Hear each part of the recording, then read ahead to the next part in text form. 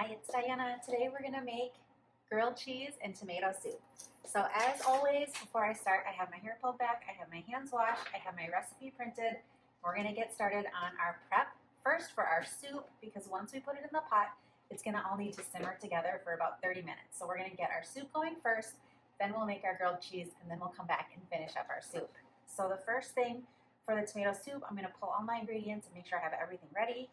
I'm going to need olive oil, a chopped onion, 2 tablespoons of garlic, some ground cumin, dried basil, red chili flakes, tomato paste, canned tomatoes, vegetable stock, and then some optional ingredients. I have some black pepper vitality essential oil and some cream. So we'll kind of see how it all comes together at the end, and then I'll show you how to put in those optional ingredients if you want to do that.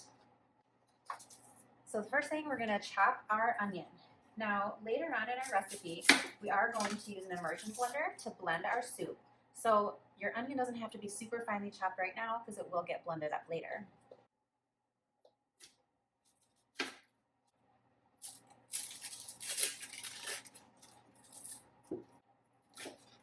So remember, when we dice, we're going to cut it in half first and make sure it's peeled.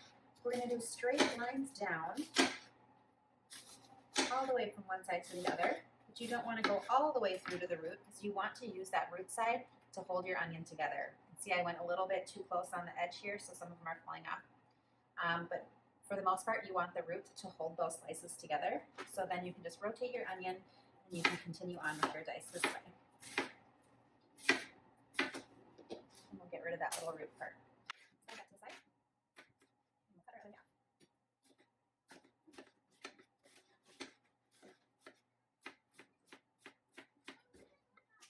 The next ingredient we want to prep is garlic. So this is what a whole garlic clove looks like.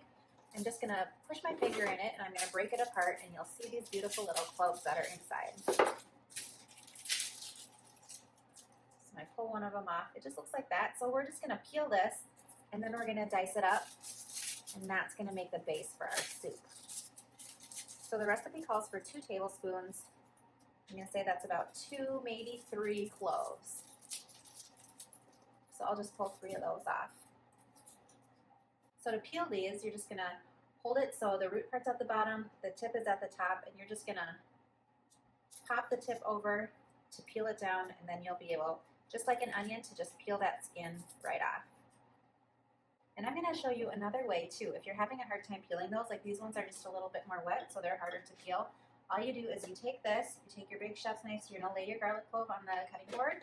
You're just going to set your chef's knife down on the side so it's touching your garlic. You're just going to use the heel of your hand, smash straight down, and that's going to pop the garlic clove open, and then you should be able to just work that peel right off. It should already be broken up, so then you can just peel that right off. And since we're going to mince these garlics, no big deal that it's already smashed. And actually sometimes it's easier when your garlic is smashed. So I am actually just going to smash these other 2. I'm going to pile them up and then I'm going to mince them. So note that I'm using safe techniques with my other hand. I'm making that claw, so I'm tucking my fingertips underneath. Just going to turn those to the side, and I'm going to run my knife this way, keeping my knife tip down. That's my knife safety right here. So I'm going to keep the tip of my knife down and just move the back from side to side. If you need to, just kind of repile that and run your knife from side to side again. So there, we have a really nice mince on that garlic. We have our onions ready. We have all of our dried spices pulled, my basil, my cumin, and my pepper flakes. I have my tomatoes out and ready. So we're ready to move over to the pot and get our soup going. So we're ready to come into the pot with our soup. So I'm going to get this pot preheated. I'm going to add a little bit of olive oil. Now the recipe does call for 1/2 tablespoon, but honestly you don't have to measure it. You can just drizzle a little bit in. It's just going to be so our onions and garlic don't stick to the bottom of this pan. So this pot actually is pretty well heated already. So I'm going to go ahead and add our onions and our garlic.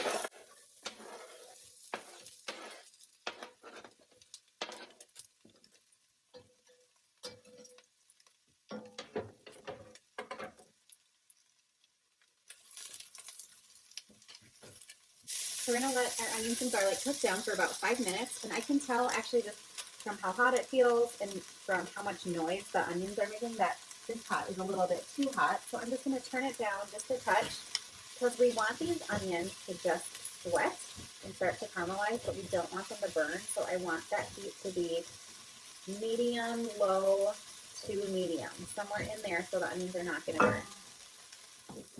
We're back after 5 minutes of sweating out our onions. So now it's time to add the dried spices and our tomato paste. I do have a tablespoon of ground cumin. And some measuring sets don't come with a half tablespoon. So I just use the tablespoon and just kind of eyeball a half. Remember, with cooking, it's not super important to be so precise. So it's okay to just estimate. Half a teaspoon dried basil. The recipe calls for 1/4 to 1/2 teaspoon of crushed red pepper.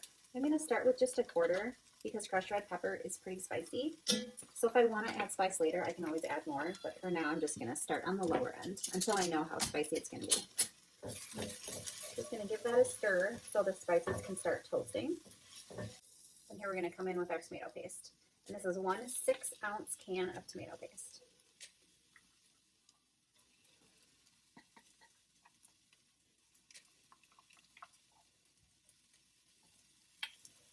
Tomato paste is quite thick. Sometimes it can be sticky. So you want to actually use a spatula to get everything out of that can. You don't want to leave any of that goodness in there because it's going to add a ton of depth of flavor to the soup. So you want to make sure you get all of that. And actually, one of my favorite kitchen gadgets is these spoon spatulas that I have. They're from Dream Farm. They're a spatula on the end. They're also a spoon. They also have graduations on the inside for measuring. I don't know if you can see those rings in there or not. So these are really dreamy. I love them. All right, so that's it for our tomato paste. I'm just going to give that a stir. Let that cook down for a minute.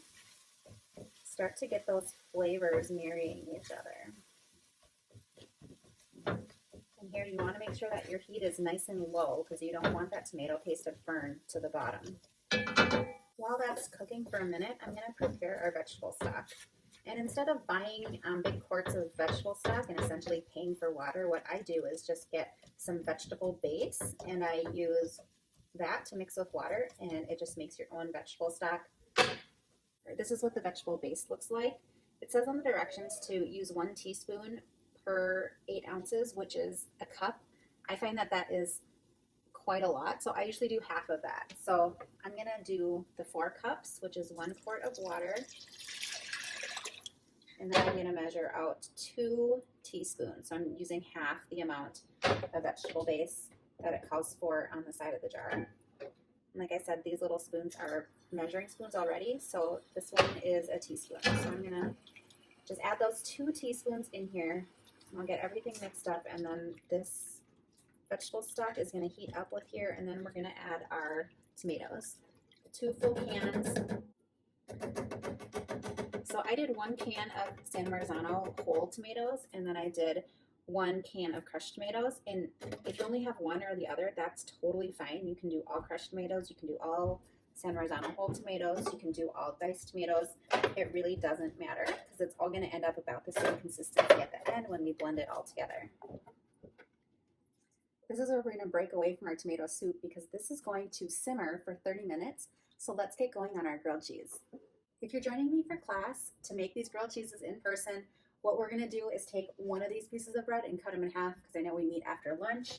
You guys don't need so much food after lunch. I don't want you to be stuffed. So we're just going to take one piece of bread, we're going to cut it in half, and this is how we're going to make just a half grilled cheese for class together. So the ingredients here are really simple. Bread, a variety of cheese, and butter. The first thing you're going to do, cut your bread in half. The next is going to be to butter 2 sides.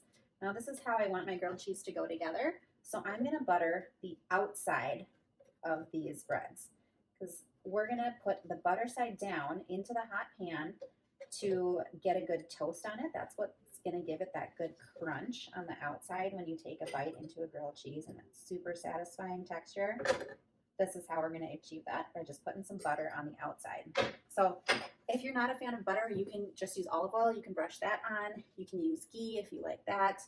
I would guess that you can use coconut oil. I've never done that before, but you could certainly give that a shot.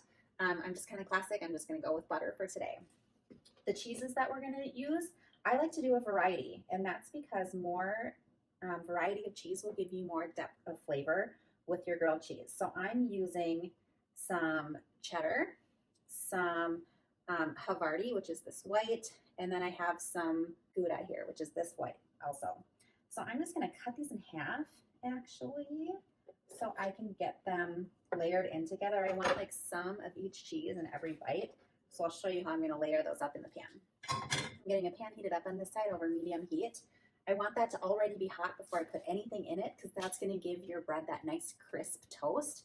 If you put your bread in while it's still heating up or it's still kind of cold, your bread is just gonna stick to it and it's kind of gonna become like a soggy mess. So make sure you give your pan plenty of time to heat up.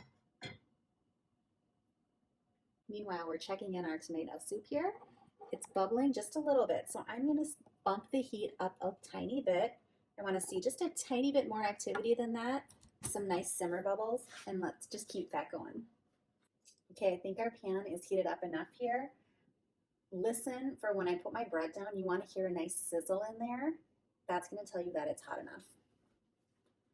So we're just gonna take one of the pieces, it's gonna go butter side down. So I can hear that sizzle. I'm not sure if you can hear it. If you put it in and your butter is not sizzling, take your bread back out, let the pan heat up a little bit more, and then try again in a minute. So this sounds like it's working really well. I'm gonna just go ahead and start layering my cheese in here. I'm gonna try to get different pieces, overlap them a little bit. You can kind of play with how you want these in there.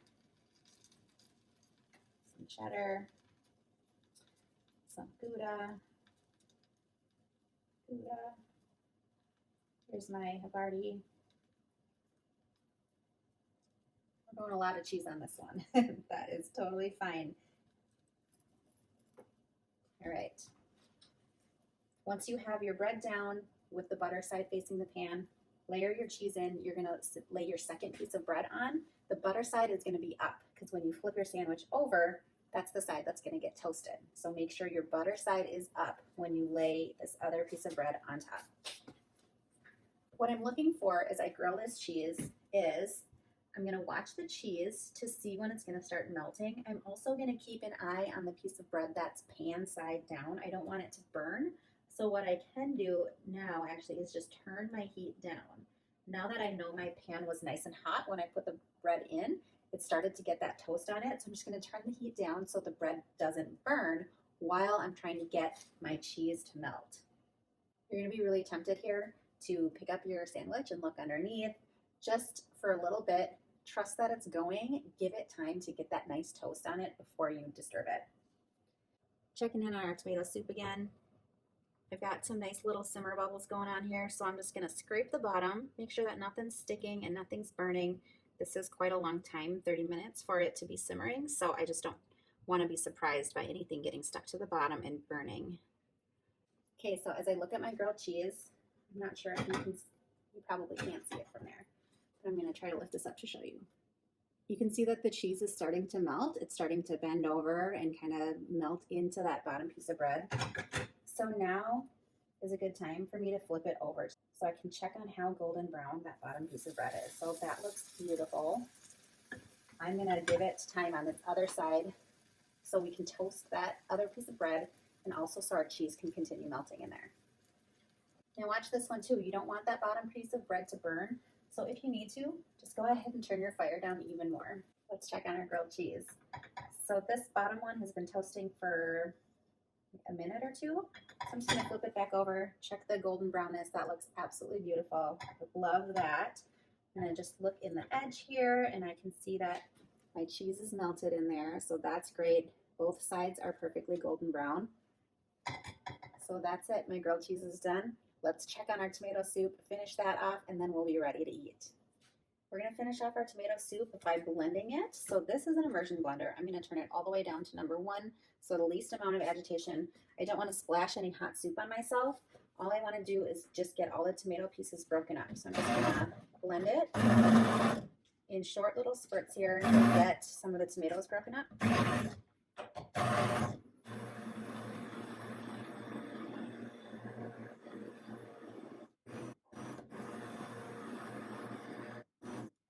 It's going to be up to you to decide how much you want to blend it. Some people like a little bit more texture on their soup, so you can leave it with a little bit more bits of onion and tomato in there that are not blended. But if you like a really smooth soup, then go ahead and just keep blending it.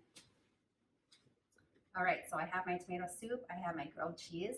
I'm just gonna do a quick taste. I'm gonna finish this off, show you some of those options if you wanna add those. If you are someone who likes pepper, I do love the taste of pepper a lot. I'm just gonna do a quick toothpick method in my black pepper vitality. So that means I'm just gonna dip a toothpick in the top. I'm gonna take it and swirl it in my soup. That's gonna transfer a ton of flavor. You certainly do not need a whole drop of it. That's gonna be way too much. And then I'm gonna add a tiny little splash of whipping cream.